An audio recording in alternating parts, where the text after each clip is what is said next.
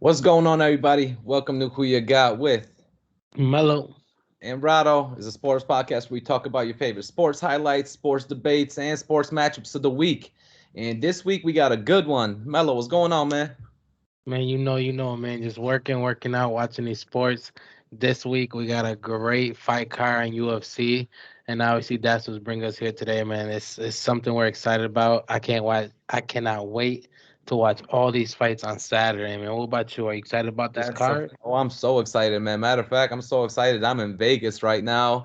I'm getting ready Mm-hmm. for those fights on Saturday. I'm hoping to go and check out the fights. We'll see if that's gonna happen. If it does, I can't wait. It's gonna be my first UFC title match that I'm watching. I did watch one in Rochester, New York, one time back in the day. It was a UFC fight night, but this will be my first UFC main card that I'll be watching. So I'm gonna be very excited if I do go. And even if not, these are going to be some great fights to watch. Even watching them on TV is going to be amazing.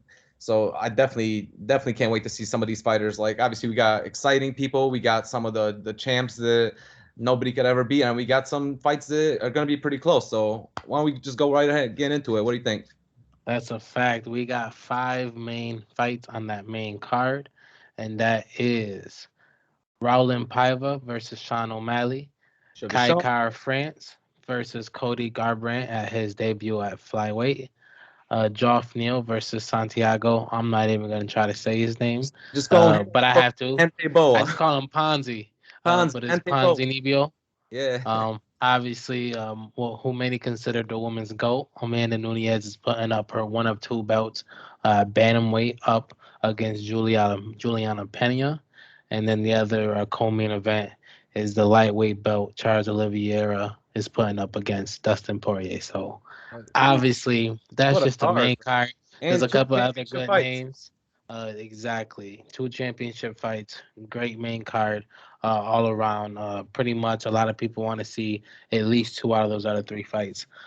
So it's definitely going to be a good card. And obviously, that's what we're here to talk about. So we might as well just start it off right and just go right into the first one. Might as Uh, well, man. Sugar. First off, we got Sugar Sean O'Malley versus Rowland Paiva. Sean is 14-1. Paiva is 21-3. Pretty much tail of the tape. 27-26 when it comes to their ages. Sean, pretty much all the numbers I'm gonna be giving. Sean's pretty much gonna be first. 5.9, 5'9" to 5'8". 135, obviously, that's the weight class that they're fighting in bantamweight. And then Sean's just a little lengthier with 72-inch reach versus the 69.5 for Rowland. Basically, it should be a good fight. Both of them are strikers, both of them are sluggers. Obviously, when it comes to Sean, he likes to get a little fancy, play around a little bit. Yes. I'm hoping he don't do that too much because this isn't a slouch like he just went up against. This pretty much is a guy he can get caught and knocked out real easily.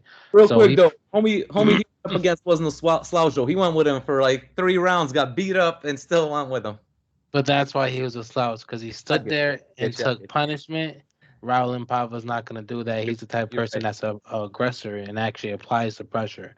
So as long as that game plan comes out, Sean pretty much can use his wide range of attacks, keep his distance, hit his angles. He's an accurate and great counter puncher. So definitely he has to play his game, kind of set a pace. Obviously, beware of a couple of takedowns here and there, but obviously, as long as he's not getting too careless, he should be able to pull away with this one. Rowland Paiva is definitely going to be a good matchup, a good challenge. He has a great BBJ background, so that's why most people expect him to take this to the floor. And at that point, if he could do damage there, then he'll win this fight. As long as he can continuously do damage there. Sean O'Malley is he's one of the top fighters when it comes to pretty much being able to pick and choose, stay in his specific pocket while staying out of yours. Obviously, I feel like the top person who does that in the whole UFC is Israel Adesanya. No one does it like him. Sean likes to be playful though. That's why at this point you can't sit here and say, "Oh, Sean O'Malley's just gonna go in there and pretty much, you know, just do what he's supposed to do and knock. It's Mhm. really not about to be like that. It's gonna be a good fight. It's not gonna be like I said, like his last fight. Sean pretty much, because Sean is pretty much just getting a reputation now. He don't care about fighting the big names and getting the recognition or the title recognition. He's want to get the money and just take the fights. So right now, a lot of people Point. aren't happy with his choices of people that he's fighting against. So Paiva's not a slouch though, man. Like he got a Brazilian jiu-jitsu background, but surprisingly does most of his work on his feet. You know what I'm Mhm. saying? Like I said, Yep. he's a pressure. He has to pretty much be creative, use a lot of feints, get Sean to show a couple different tells to be able to kind of get in his pocket and try to abuse him like that. Mhm. So pretty much, like I said, his best bet's getting a few takedowns, getting some ground and pound, getting some damage there. But not many people have been able to consistently keep Sean on the ground for long periods of time. He's not that bad when it comes to takedown defense, like I said, because he finds a way to keep his distance from you, not letting you get that close. Yeah. Um, so with all that being said, it's gonna be a good fight. Definitely go to the last round. Mhm. I think last round, Paiva's gonna be down on the cards and just trying to go a little bit more aggressive, and that's when he gets caught. Mhm. Definitely a third round knockout. Like I said, it's not specifically, Knockout. oh, he's going to go out there and just beat him up. But it's going to get to that last round where Paiva's going to start having to take a few more chances. And at that point, that's when Sean's going to be able to hit him with a couple, because his combinations are lethal, especially when it comes off a counter. So at that point, I think Sean's going to be able to catch him, be a little tired, obviously.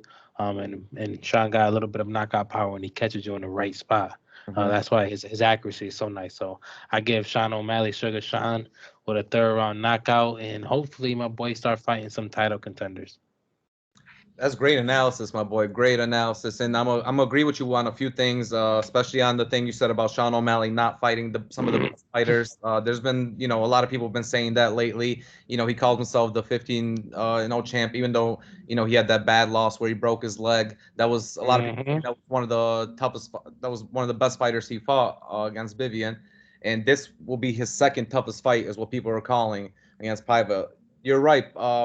Rowling is a slugger. He likes to get in there and beat you up with his power punches. He's good at Brazilian jiu-jitsu, but that's not what his main thing that he does in the UFC is. He likes to stay in the stand up and fight. But the thing about Right. Sean O'Malley though, he's got that reach, and that reach helps him a lot in this. I think he's gonna try to stay back from him, keep the jabs, put those jabs up so he keeps his distance, because I don't think he wants to get in a close fight with this guy.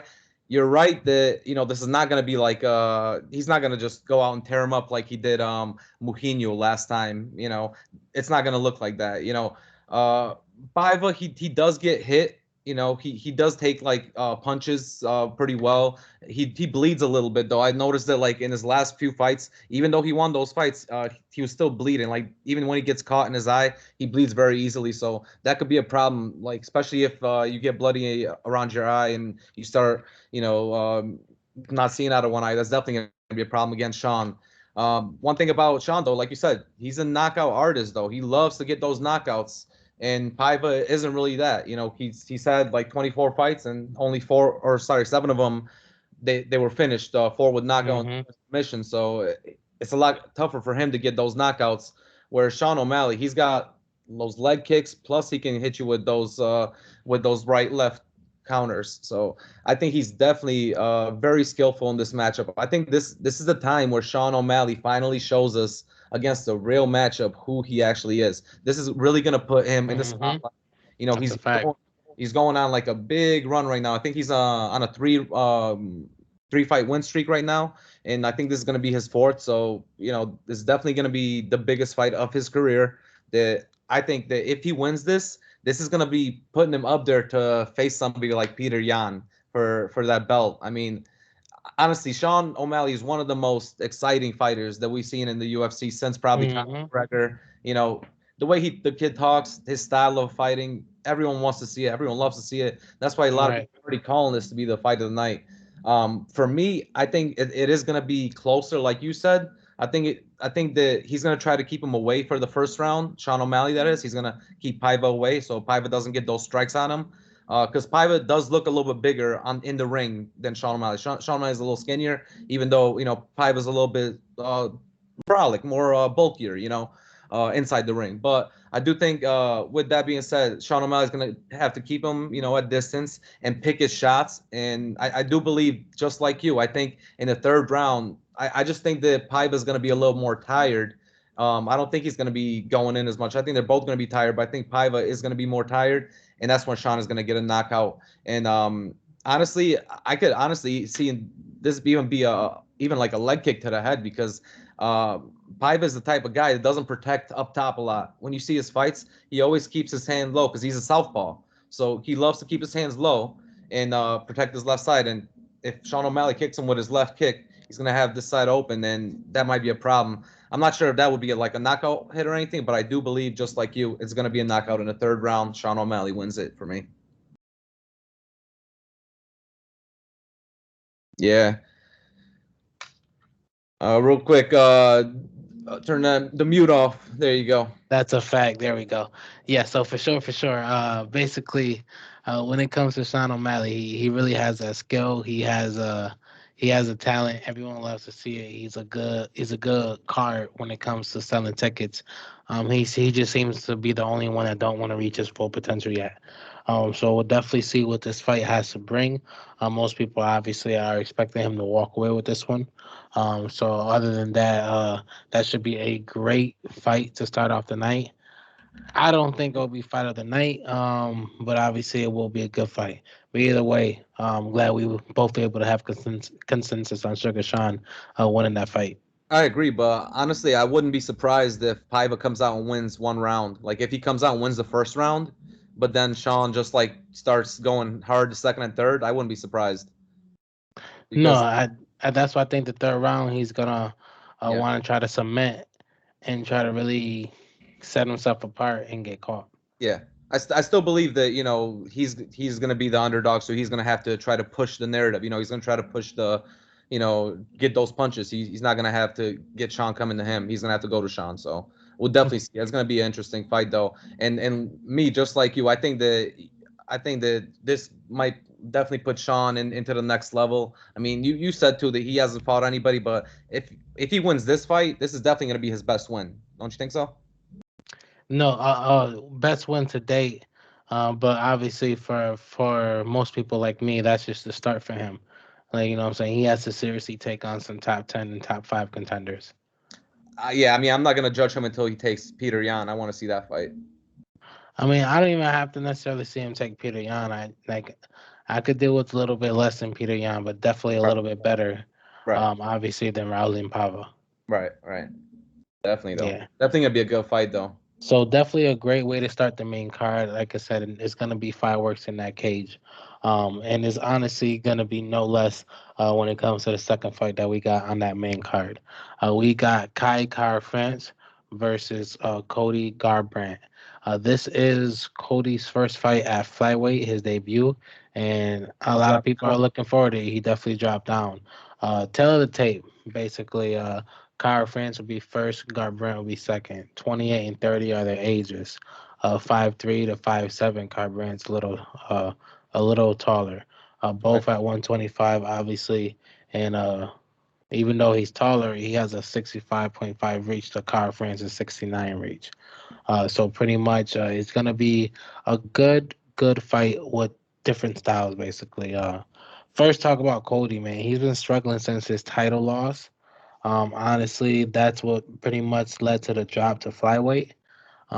He definitely was known for the fastest hands, but he was a little bit smaller than everyone. Yep. Um, he was really fast at bantamweight, but at the end of the day, now that he's at flyweight, how much faster is he than the top competition? Now that he's at 125. They're all fast at that level. Exactly, they're all fast. So we'll see if that speed transfers, and this is why a lot of people are excited to see this fight. Because at the end of the day, he likes to be active. Obviously, with his 65.5 reach, he has to be in range to be active. But he has a lot to offer. You know, a nice jab, a good kick, speed, power, great Right. combinations, a little bit of takedown. You know what I'm saying? He also has great head moving, plus a lot of good countering skills. which he's gonna need, because pretty much Kyle France is honestly he's a prolific striker. He's great on his feet. He got a very very nice jab that he sets up, and he follows it with a very very powerful right hand. That's right. A lot of people feel like he should have more to his game, but right now, obviously he won 22 fights, and he's doing what he needs to do. Obviously, I did forget to add 22-9 wins versus loss record for Car France, with 19-4 for Cody. Pretty much, Car What? France gonna have to throw his kicks. 12 and Keep 4 for Kobe, real quick. My bad. Oh, we said 12-4. Yeah. That's right. You're right. You are correct. So Kyle France is definitely gonna have to pretty much use his length, keep Cody back with the kicks, combinations, pretty much. He also has some good counters, so you're gonna see a lot of head movements and feints trying to Yep. draw each other out, see what each other have to offer. So definitely gonna be a mind game in that cage. Cody definitely has that championship experience. So obviously dropping out in flyweight shouldn't be nothing new to him. If anything, it don't make him that much better than everyone else. But at the end of the day, he's still 30 years old. He's still got a few years left in the tank. Right. So I think that he can be a little bit more of an aggressor. Um, and this should go to a decision. I think it goes to decision. I almost had Cody with a knockout in the third. Hmm. Um, it's a very good chance that late in that fight, Kai is gonna start just like what I'm saying. So they start taking a few more chances, but this won't be out of desperation. This would be out of he knows he just can get one right hand off, and it's gonna knock Cody out and get that win. So I almost had it knockout, but I'm just gonna go with Cody for decision. I Uh-huh. think he's gonna be smarter. Obviously he is a favorite coming in because he Yep. got that experience. It's not much of a size difference. He is taller at 5'7" over 5'3", so the length. Uh, he's like I say, he's a little faster, so he should definitely. We'll see how much that speed transfers, how good that defense is, because both of True. them are great at head movements, countering, feigning. So, like I said, it's gonna be a mind game. When you give it a mind game, hey, give it to the man who's won a belt before and held it. True. My man. That's why I feel like that experience comes out. So Right. I'll give it a third round decision for Cody for sure. What about you? Who you got? No, it's interesting that you say. I mean, that's interesting. Like that you think that the man that's had the belt before is gonna have is gonna be more hungry for it. Because me, I kind of go the other way. I think Carl France is gonna be a little hungrier. He's got a lot of his wins. A lot of his record is not in the UFC. He's only had like 8 fights in the UFC so far. Done pretty well in the UFC. So for himself, I think he's 6-2 so far in the UFC. But before that, he had a lot of his kickboxing in K1, which he was a really good kickboxer. I love what you said about about Cody. He's definitely he definitely has that jab and left combo. He's really good at that. He's really good with his head. He's smart fighter. He's definitely fast. I mean, everyone calls him the fastest. The fastest man in the bantamweight. Like you said, we'll see what happens Easily. easily. Yeah, we'll see what happens there. But the one thing about Carl Francis, his jabs are fast too. Like I'm gonna be honest. I know a little bit more about It's Carl Francis. stiff. Yeah, and they're stiff too. They're definitely stiff. Like he puts them out They all the way. catch you. Yeah, that's what I'm Doesn't saying. He just put them all catches you the with way. He that puts them all jab. the way. Yeah, he puts them all the way. But I'm gonna definitely be honest. Like I've only watched 2 of Cody's fights previously, and I watched at least like 4 or 5 of Kara's fights. So I do know him a little bit more as a fighter. I do know that Cody is the favorite, but I think that this type of fight is definitely one that could get away from him. I think that the jabs and the leg kicks combo, if Kara France uses those leg kicks and actually gets him a little bit wounded on because UFC has turned into that those leg kicks, kick those shins, get the guy tired on that one leg, and then once he's tired on one leg and putting that weight on the other leg, you just go for those combos and you try to get you try to really push the fight towards him. Mm-hmm. So I All really right. feel the fight is gonna go that way. I feel like Carl France is gonna go low, is gonna go for the leg kicks. He's definitely gonna get his jabs in. I do think Cody's gonna try to stay around the ring. He's gonna try to circle the ring a little bit more so he doesn't get jabbed as much. I just feel like in this fight, The bigger guy is the one who's going to be controlling the fight, and that's Cara France. As far as like stature, so I just feel like him with his leg kicks is going to be able to control it more. And if by the time it looks like he's even like a little bit injured, then he might even go for the kill. But I'm like you, I got this as decision, but I actually have it the underdog winning. I got Cara France winning this in a decision. It's going to be interesting though, because you know one Wow. punch and Cody could really take him down. But I just think that with with a technical fighter like this, Carl France is very technical. He chooses his spots, but he always goes low. He always Hmm. kicks you low. He keeps kicking you low, so you start getting tired on that one leg, and that's where he goes for his wins. Yeah, I could just see this being a fight similar to what happened to Conor McGregor in the Poirier fight. Kept getting kicked low. I mean, obviously not like a leg break, but that same style. You kick him low, kick him low. You know. Yeah, no, it's definitely weird uh, that we both have the same kind of expectations, just different winner. But I love that honestly because when it really comes down to it, um, the fight game is just one punch, one kick, one takedown. Away from tipping those scales. So this would definitely be a good fight. Both of them are great prospects. Obviously, it's an interesting aspect for Cody dropping down to flyweight. That's But either way, both of them definitely got a lot of fights on their record. Whether it's UFC or K1, they both yeah, got experience. So it should definitely go to 3 rounds. I don't think neither one of them get caught. right. If anyone get caught, maybe Cody gets caught, but either way, I don't think he's gonna let himself. I think he's gonna know better than that. I think he knows he has a shot at getting that flyweight belt. Right. And pretty He much if that wants to if go he for it. wasn't going down, then what's the whole point? So I And, definitely think he plays a smart game. and you're probably right about that. And that's one thing about him is Dana White. He loves Cody Garbrandt. He loves him. Like he's already said that. He stated in previous interviews that he thinks this kid is special. But for me, I just think this is the wrong matchup for him. For me, it's about matchup sometimes. And yeah, I could definitely I could see how much faster he is than Cara France. But I feel like you get kicked low and you keep getting kicked in that same spot, it's gonna hurt. It's just gonna hurt. So we'll see. No, that's a fact. Well, either way, this should be 3, 4 rounds of some bangers in the cage, throwing fireworks. You got Car France, I got Garbrandt. Either way, we'll see how it happens, and Hmm. I won't be mad with either one, truthfully, Yeah, me neither. I think both of them, would deserve to win this, for sure. for sure. So let's move on to the third fight on our card. Honestly, this is probably the least exciting fight on a card name wise, but I like to remind people of a few things. Jeff Neal. Well, first off, both of these love to bang. They're welterweights. You know what I'm saying? You can't sit here and act like any fight in the welterweight division is going to be boring.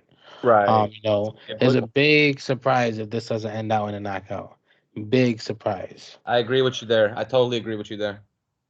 100%. So Neil is a high pressure striker. He got amazing power, loves to look for the KO and gets them a lot. He can try to go the distance, but he, like I say, he loves to close that range in and really gets his shot off and let his guns go. And he's been successful at it. Um, this guy has pretty much only lost 4 fights. And a lot of his wins come by knockout. I'll be honest. I And one hopped of the right fights into is still the this. champion. You lost to Exactly. Moreno. You lost to Brandon Moreno. Exactly. So I hopped right into it. Didn't even give you the teletape. Look at me, just so excited to talk about the least I exciting know fight on it. the card.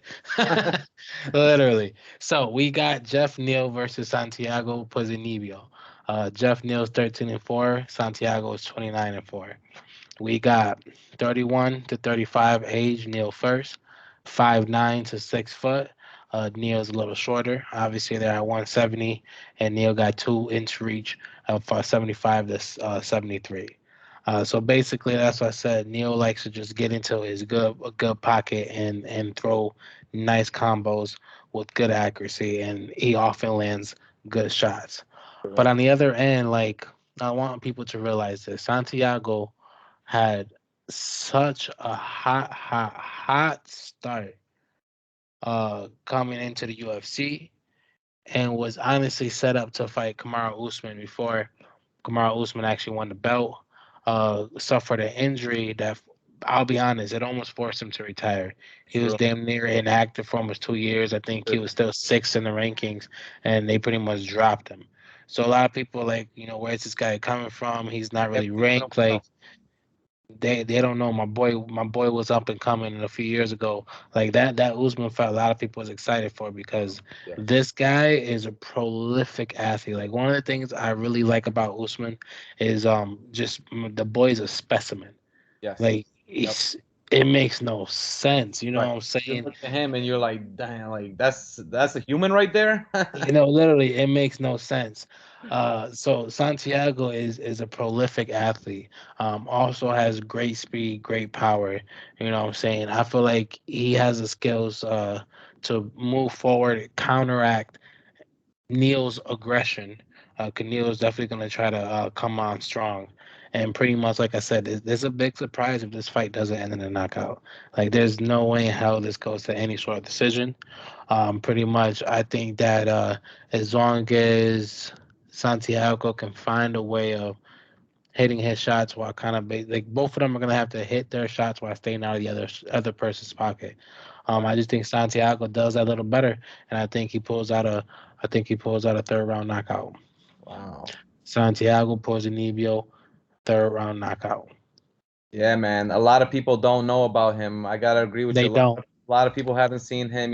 Like you said, he's been injured for a while, so it's tough for people to really look at him. And there's been so many good fights lately that everyone's watching. Like everyone's about what's happening now. What's happening now? They don't go They back and forget. yeah, they don't go back and watch what happened like just a few years back. But I mean, the thing about Neil, he does like to get in a power punch battle. He definitely likes to do that. Um, both of these guys, like you said, there is going to be a fight. This is not going to go down to decision. This is actually going to be a fight. No, Ponzinibbio, I call him, the Argent. Sorry, I call him Gente Boa. Is my nickname that I got from him.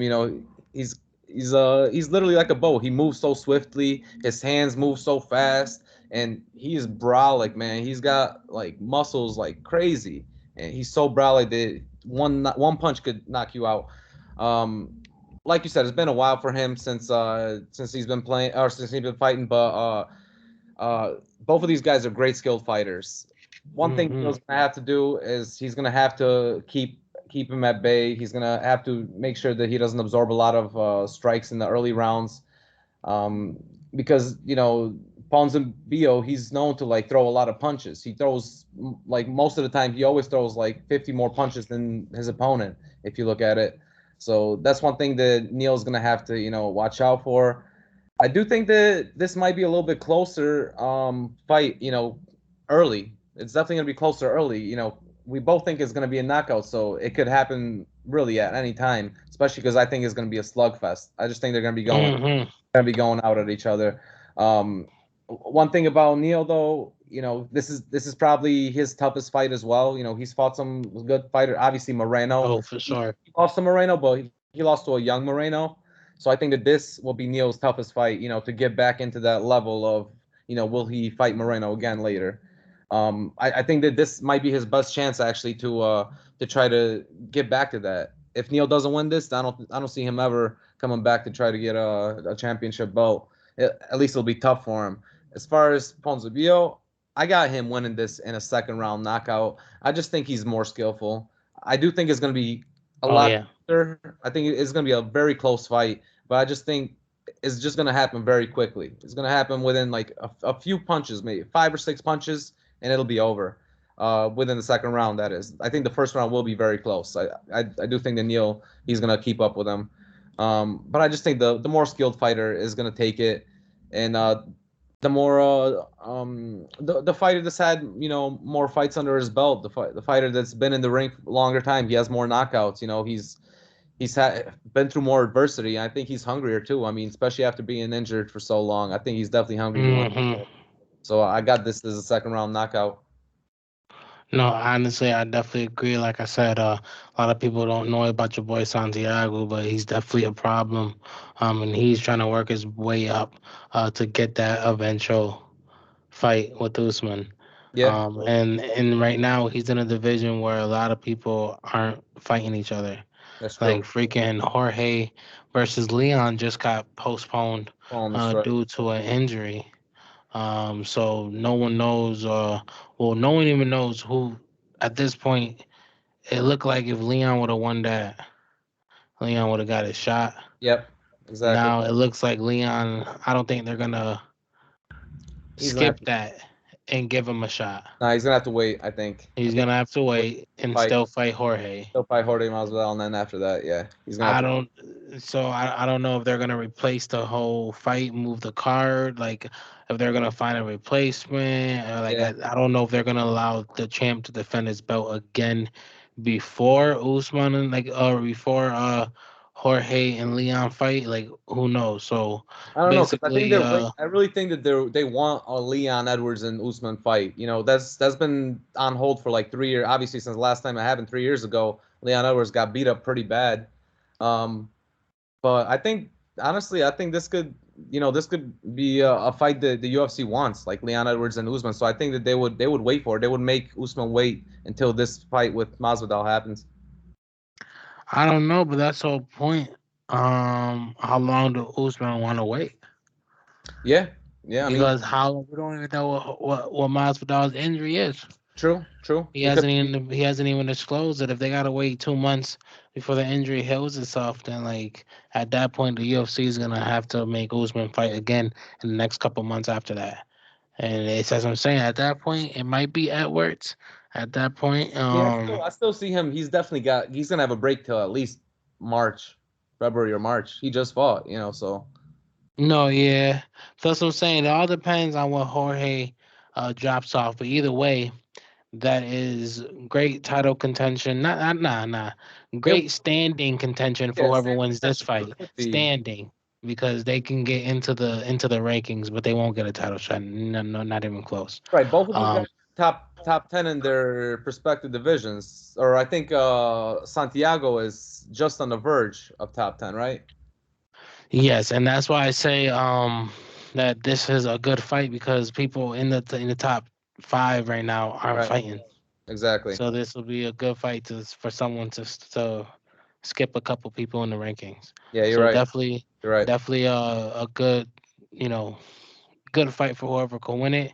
And obviously, like I said, it's definitely about to be someone getting put on their face 100% in this case for this fight.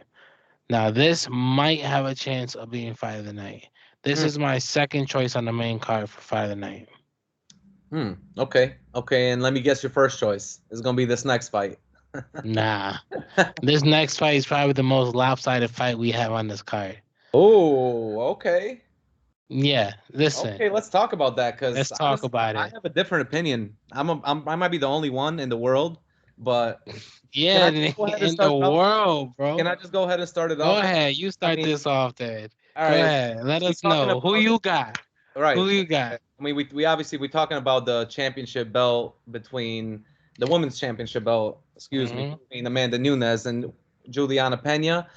Her She just bantamweight belt. Mind you, she got the bantamweight got and the the featherweight. featherweight belt right now. That's right, and she hasn't fought against a bantamweight fighter in 2 years. She did have two fights recently against featherweight, to defend her Mhm. featherweight championship, but this will be for the bantamweight, and this will be her sixth contention for her bantamweight championship, which, if she wins, would tie her with Ronda Rousey, Amanda Nunes, that is. Uh, Mhm. which obviously that puts her in the Hall of Fame of, to me, will put her in the greatest women's fighter to ever live. I would think so. That's Uh, what it takes.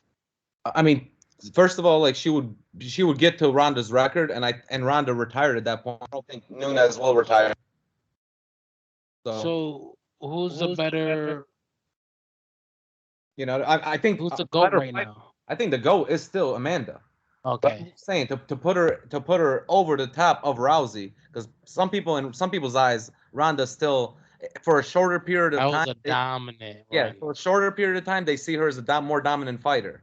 So like we need to see Amanda Nunes is like so like people say that Ronda's like MJ and Amanda Nunes is like LeBron. It's like what you like. Longevity or skill set. Um, so let's talk about this fight: Amanda Nunes versus Juliana. Amanda's 33, Juliana's 32. Amanda 5'7". She's got a little bit of height advantage because Juliana Pena is only 5'5". They're both 135, obviously, and they both have the same reach, 69 to 69. But the leg reach is on Amanda Nunes' advantage. She's got a 1.5-inch leg reach advantage there. So I don't know if that does anything for anyone, but I think that this fight is going to be a lot closer than people think. I know that she's a betting favorite, like 900 to 1, or I'm sorry, 900 to 100, but I just think that a lot of people are not giving Pena as much credit. Um, she fights with kickboxing next, and this training center has people like Adesanya fighting there. They got some of the best fighters fighting there, and she's trained with these guys. Obviously, if you look at overall like longevity, Amanda's had some great fights. She's fought better people. She's beaten better people. But Juliana's she's not a bad fighter on herself.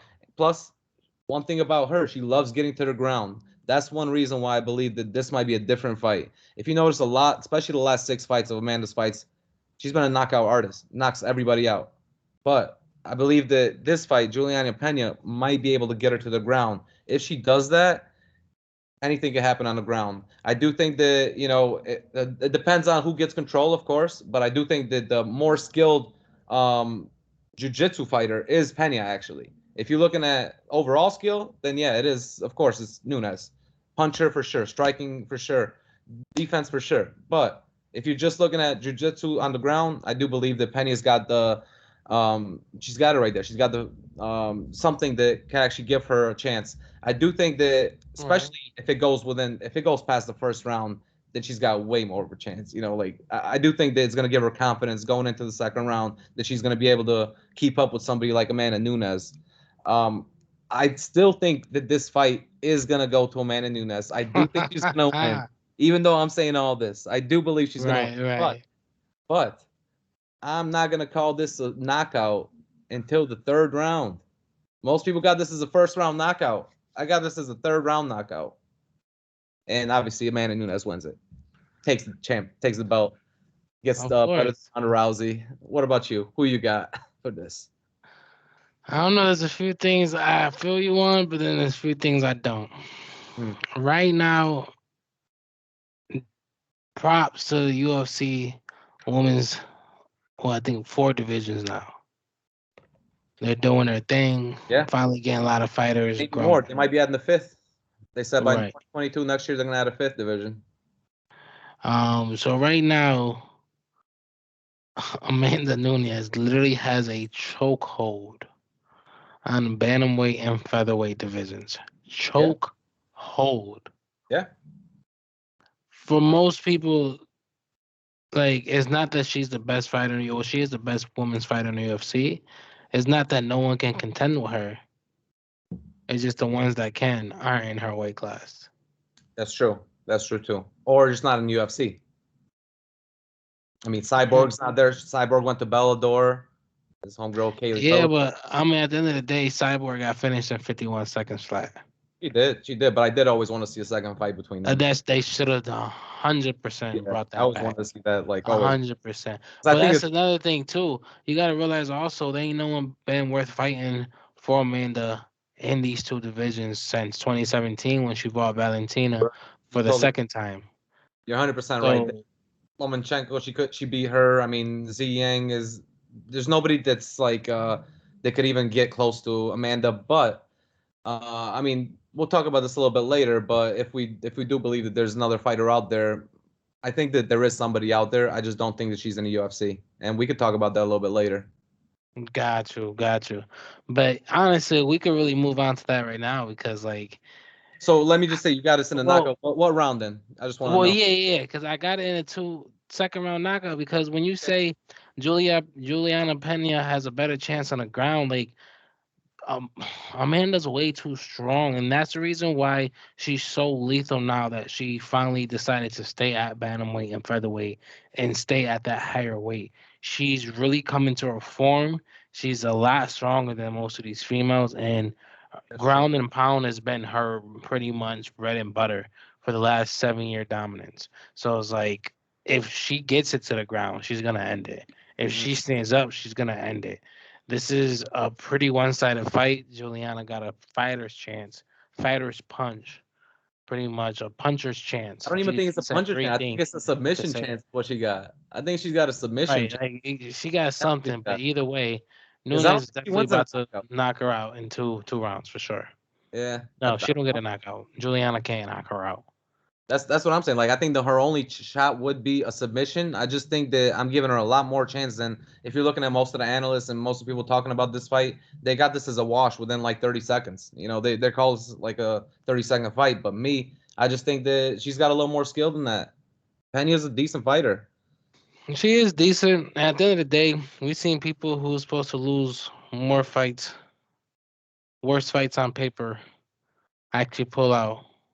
Right. So, like I said, she has a chance, but more than likely, no. Right. Well, like I Oh, said, I still got Amanda winning. I'm just giving her a chance to stay in the fight, not to get knocked out as quick. nah, I feel like she's staying in the fight because Amanda likes to play with her food. True, true, true. She does say that, yeah. You know. But that brings And us. Amanda did say real quick. Amanda did say that Juliana was the first fighter that talked so much shit. Like as far as any fighter that she's fought, Juliana was like the first one this been trash talking during like this whole process. And Amanda was like, I don't care if you're trash talking. I don't care if you're shy and you're not talking. When you get in the ring, I'm just gonna knock you out. That's No, that's for sure. But it is good to see someone that don't show yeah. that they're scared of Amanda Nunez, which brings us into a question. Like before we get into the last fight of the night, the other co-main event and other title belt fight, we want to throw a little question in there. Amanda Nunez obviously has been on such a dominant run. 7 years undefeated, now holds two belts in the UFC at bantamweight and featherweight. Uh, Pretty much has a 21-4 record. Mhm. Um, the question is, will there be a women's fighter who can beat Amanda Nunez before she retires from the UFC? What do you think? So before she retires, the UFC. That's the Before question. she retires from the UFC, So here's because she's my 33 now, she don't that's what have that many years left. and my thing is it is She's a getting little like two difficult. fights a year. Exactly. It's a little difficult to answer this not knowing when she's gonna retire. If she goes till like 37, then you got like at least 6 to 8 more fights. If she goes to like because I mean for somebody to be somebody as good, they're gonna still have to go through the ranks. Nobody's just gonna go up there and be in a championship match with Amanda. So for somebody to it's either gonna have to be a young person that's starting right now in the UFC, and they're starting them out, on Fight Companions and on all these other, shows and just I start feel them like out. in the women's divisions, you can get a 2 year jump to a title belt. You definitely can. In the women's division, you definitely can, especially because there's not as many Not women. that many fighters. But Dana did say next year they are going to add a few more fighters. They're going to add another women's division. But there is somebody that I do like, and her name is Kayla Phillips, and she's not in the UFC. She's 12-0 right now. She's a great fighter, bro. I mean, a lot of people haven't watched her. The only reason I know about her is because Joe Rogan was talking about her in on one of the podcasts, and he was showing one of her videos and how she knocked this girl out in 6 seconds, which was a record for where they're fighting at. She's a great fighter. She's a stand-up fighter. They're the same size as Amanda Nunes, and Dana White said that, or she did fight in the Fight Companion in Dana White's Fight Companion, but he didn't sign her right away. And then that when she went away, she went 12-0. But I think if she Okay. comes back, she's the same size as Amanda. She's got the same reach advantage, and she's got this a little bit lower leg reach. Half an inch. Is lower than Amanda's. But I just like the way she fights. The way she fights is she gets in your face and she'll just punch you out. She'll just keep going in close, punch, punch, close. That's the type of fighter you need to be with Amanda. You can't keep her distance with Amanda. Amanda's gonna be that she'll take those long punches, those crazy strikes, Yeah. get that power. If you stay up in her face, she's not gonna have any movement to be able to like really knock you out. I think this girl, Kayla Phillips, she's really good. Dana White has got some really good things to say about her as well. Um, it's gonna take her until next year. They said 2022 because her contract runs out December 31st.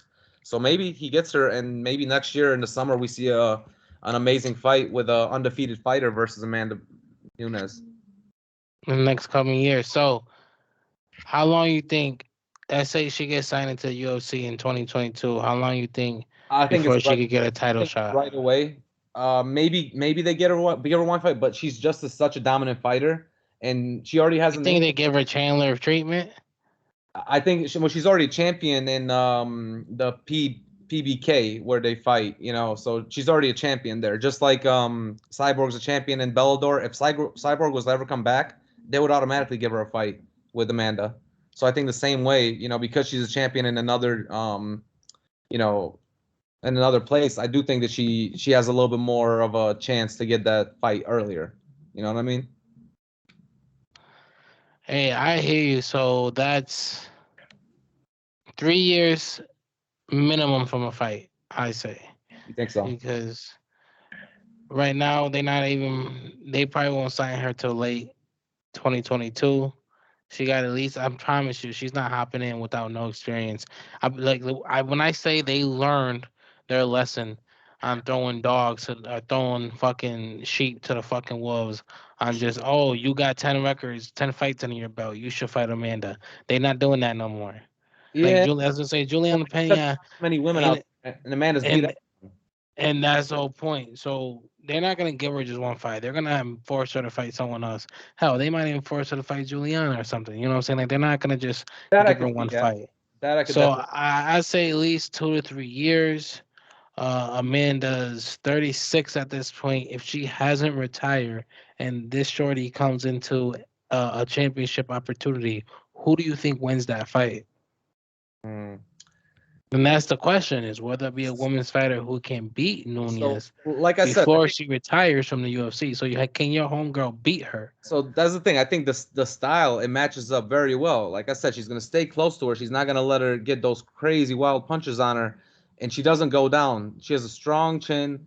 So I do think that honestly that is the only fighter, and other people have said this too. Not just I'm not the only one that's saying this. There's been other UFC fighters and trainers that have said this in the past that they're not sure why Dana White didn't sign Kayla Phillips earlier because she's been so good for a while now, for the last like year and a half, and he hasn't signed her. But we'll see what happens. I just think that we're talking like the best shot because other than that, I see nobody else beating Amanda. There's nobody else that could beat Amanda. Other than this chick, Kayla Phillips. That's who I got, honestly. So I do think that she has a chance to beat her. Yeah, she would beat her. All right. So I'll be honest, I ain't even worried about nobody outside the UFC yet. So will there be a women's fighter who can beat Nunez before she retires from the UFC? I think there might be one, or there might be one who can, but I don't think she will. And I'll tell you what I mean by that. Mm. Obviously, Amanda isn't considered a GOAT for nothing. Like, she literally strikes people, like, fear in people's heart before. Like you said, not many people even trash talk her because there's no point. Like, you're not about to sit here and intimidate nobody. Um, Undefeated since 2014, 7 year run. And that was when Kat knocked her out. Yeah. Yeah. Ever since then, she pretty much been finding her own, finding where she's comfortable. Yep. I think in 16 for 15 she beat Rousey. In 16 she fought Valentina. Valentina. Yep. I'm gonna check That that. was a good fight. 17 she fought Valentina again, and Mm. some people weren't happy with the scorecards. Right. Some people felt like Valentina won, Could have won. Yeah. but at that point it became clear that Valentina was just a little bit outmatched when it came to the power Yep. that that Nunes had. pretty much at that weight class. So at that point,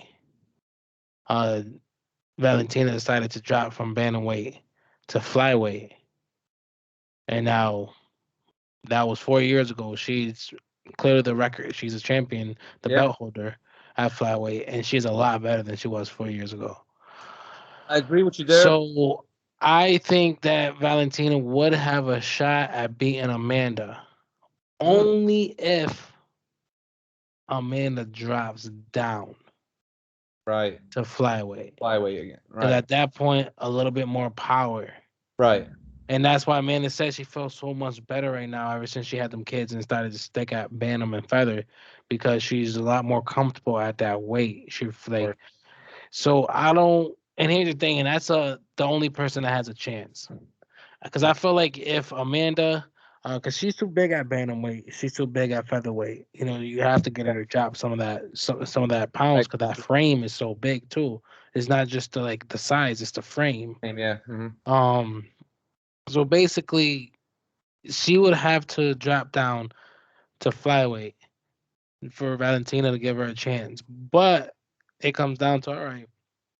If I imagine Amanda Nunes in the mindset of I got the bantam and featherweight belt, now I want to go become triple champ. Oof, that'll be something If nobody as a woman ever. if that's her mindset though, and she decides that's what I want to do, Valentina don't got a chance. Right. So it sucks because Valentino probably has the best chance at the flyweight division.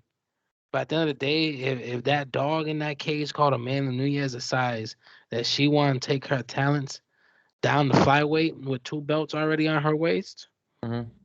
she about to eat somebody. Yeah, you might She be about to right. eat I mean, somebody. you might So be right. I don't like I said, there might be one who can beat her, but I don't think they will. Like I think she will retire undefeated, and I literally hope that she decides to literally even if it's in 2 years and say I'm done. Let me see if I could drop 20 pounds and go out one last. One Like last, even if it is like yeah. it don't have to be now, Yeah. but I really hope she decides to make history and becomes the first person with three belts True, at but I feel like simultaneous. after 1 year, they would make her let go of those titles if she hasn't fought. No, so there was a part of me while I was doing this research thinking this, and I'm like, you know what? There might be a chance that they're telling her no. What to not We her? can't let you have three belts right now. We're struggling to even keep the women's division I feel you. alive. We I can't feel let you have three I, belts. I think they should try to. If three different divisions have to go through a man and unions to touch gold, I there's still no feel point. like I still feel like they should do it. I want to see the best fights I again, know that right? at the end of the day, like that would be the best for everyone. Like even if like they do it right before she retire, you know what I'm Yeah. saying? Just to make that history, True, true. So I would real love to quick, see that. I'm when I was talking about I meant Kayla Harrison. I was saying Kayla Phillips. I don't know why Oh, it's and her Harrison. Kayla Harrison. Yeah, she's the one that I think definitely has the best chance. Definitely I the think it's only someone other Caleb one. Phillips. Yeah, I'm watching this Miami Milwaukee game. Only feel some there, but yeah, I mean that's gonna be a good